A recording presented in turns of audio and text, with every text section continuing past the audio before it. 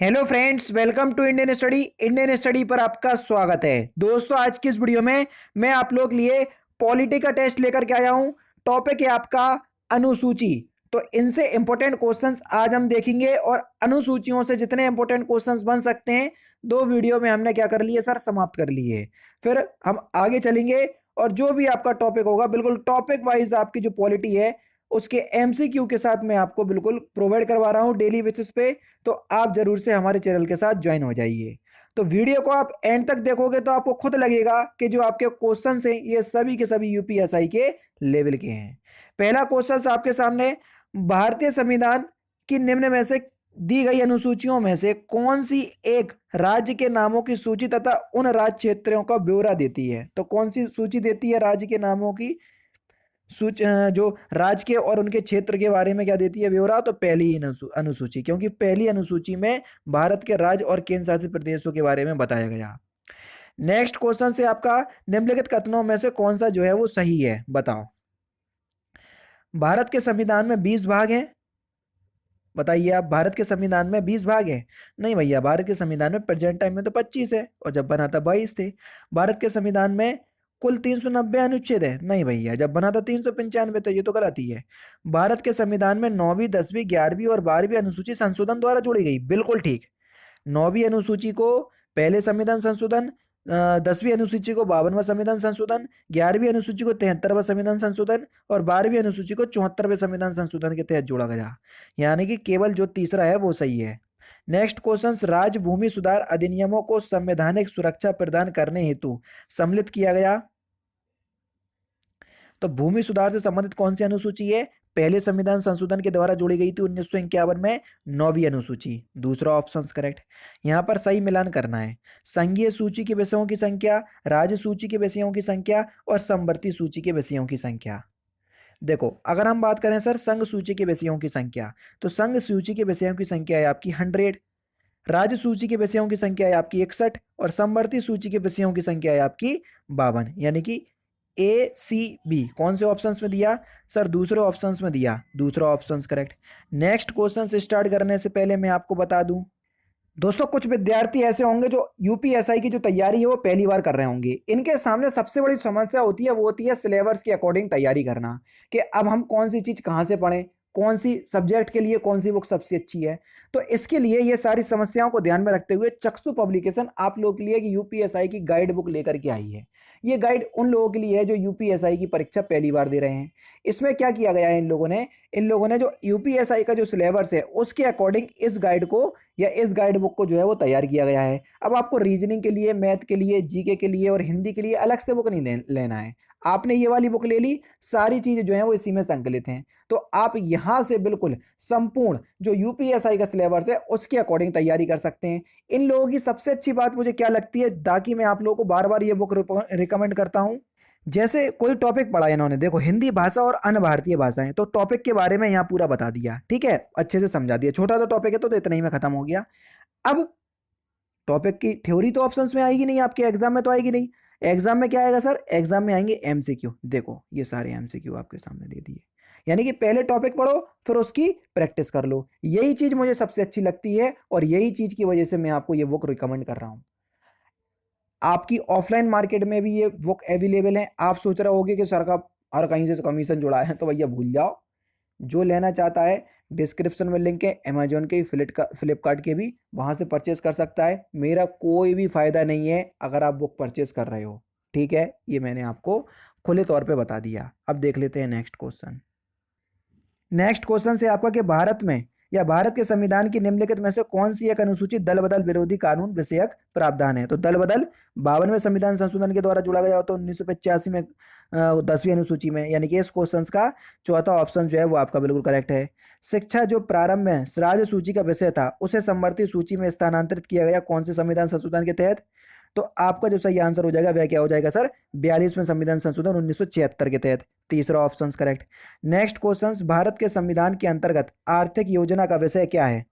आर्थिक योजना का जो विषय है वो किस सूची में है? तो ये आपका समवर्ती सूची में है। तीसरा ऑप्शन करेक्ट। निम्नलिखित में से कौन सा विषय भारतीय संविधान की संघ सूची से संबंधित नहीं है? जल्दी बताओ। तो सही आंसर हो जाएगा कृषि। कृषि विषय जो है ये संघ सूची से संबंधित नहीं है। चौथा ऑप्शन बिल्कुल करेक्ट। सरकारों द्वारा शुल्क एवं कर लगाने का अधिकार संविधान की किस अनुसूची में उल्लेखित है? तो किस अनुसूची में उल्लेखित है? शुल्क एवं कर लगाने का जो अधिकार है, यानी कि ये देखो किस अनुसूची में उल्लेखित है? तो देखो छठवीं अनुसूची में तो अनुसूचित जाति है मिजोरम, असम, मेघालय और त्रिपुरा वाला। आठवीं में भाषाएं, नौवीं में भूमि सुधार, 11वीं में आपकी पंचायत है। तो इनमें से कोई नहीं है। चौथा ऑप्शन करेक्ट। अब ये किस अनुसूची में होगा? देखो 7वीं अनुसूची में आपका सूचियों का वर्णन, जिसमें संघ सूची, राज्य सूची और समवर्ती सूची है। और 7वीं अनुसूची में बताया गया है कर यानी कि टैक्स के बारे में। तो यहाँ पर तीसरा ऑप्शन, चौथा, पांचवा ऑप्शन जो है वो आपका बिल्कुल करेक्ट होगा। भारतीय संविधान में 5वीं अनुसूची और 6वीं अनुसूची के उपबंध निम्नलिखित में से किसके लिए दिए गए हैं? जल्दी बताओ। 5वीं और 6वीं अनुसूची के उपबंध, तो ये अनुसूचित जनजातियों के हितों के संरक्षण के लिए दिए गए हैं। पहला ही ऑप्शन करेक्ट।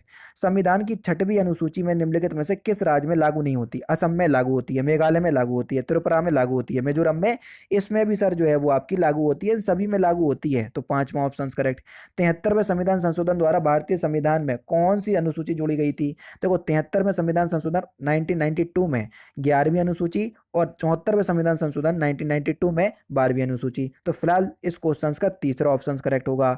73वें ये कोई वही क्वेश्चन है। आगे बढ़ो। निम्नलिखित में से कौन जो है वो सम्मिलित नहीं है? नागरिकता संविधान के भाग 2 में है, बिल्कुल है। मौलिक अधिकार संविधान के भाग 3 में है, बिल्कुल है। मौलिक कर्तव्य भाग 6A में, बस यही गलत है। मौलिक कर्तव्य जो है वो 4A में दिए गए हैं, ना कि 6A में। तो तीसरा ऑप्शन करेक्ट। भारतीय संविधान का कौन सा भाग विलोपित कर दिया गया है, यानी कि हटा दिया गया है? कौन सा भाग? तो सही आंसर हो जाएगा आपका 7वां भाग। 7वें ही संविधान संशोधन के द्वारा 1956 में जो है इसको हटा दिया गया था। तो यहाँ पर इनमें से कोई नहीं, यानी कि चौथा, पांचवा ऑप्शन जो है वो आपका बिल्कुल करेक्ट होगा।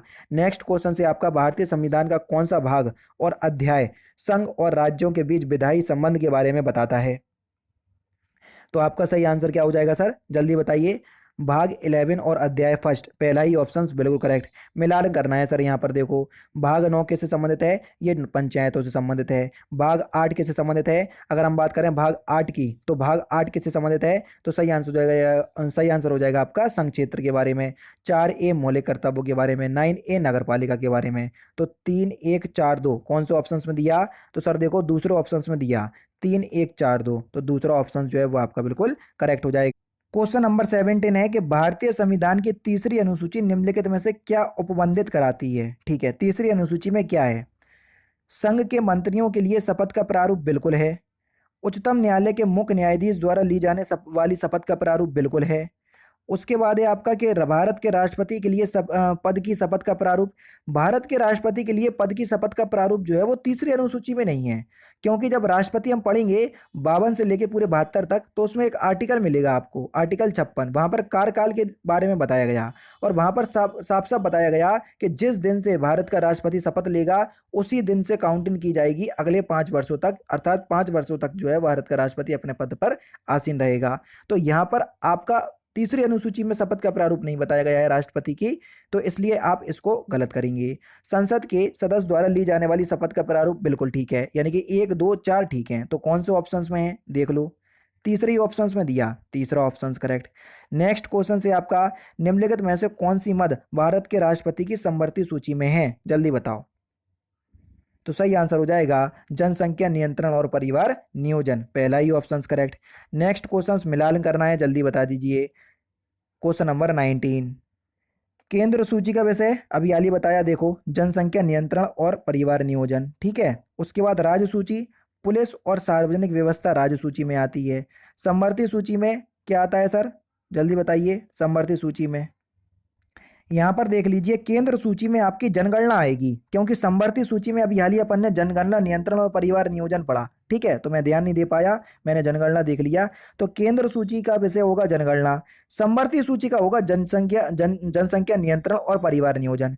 राज्य सूची तो पुलिस से है ही, और अपशिष्ट सूची है आपकी अंतरिक्ष अनुसंधान। अब अपशिष्ट विषय क्या होते हैं? जब केंद्र और राज्यों की भी शक्तियों का बंटवारा किया गया, तो जो शक्तियां बची रही उन्हीं को ही हम अपशिष्ट शक्तियां कहते हैं, और इन शक्तियों पर जो अधिकार होगा वो केंद्र का होगा, ठीक है। तो अपशिष्ट विषय जो है वो अंतरिक्ष अनुसंधान। तो कौन से ऑप्शंस में है? देखो 3, 1, 4, 2, पहला 3 से मिला, फिर 1 से मिला, 4, 2। तो कौन से ऑप्शंस में दिया 3, 1, 4, 2? तो तीसरे ऑप्शंस में दिया तीसरा ऑप्शन करेक्ट। लास्ट क्वेश्चन के दल बदल संबंधी अनुसूची कब जो है वो संविधान में जोड़ी गई, इस क्वेश्चन का आंसर जो है आप मुझे कमेंट बॉक्स में बताएंगे। तो दोस्तों ये थे आपके 20 अनुसूची से इंपॉर्टेंट क्वेश्चंस जो कि मैंने आज के वीडियो में आपको कवर करवा दिए। वीडियो कैसी लगी तो मुझे कमेंट बॉक्स में जरूर से बताइएगा।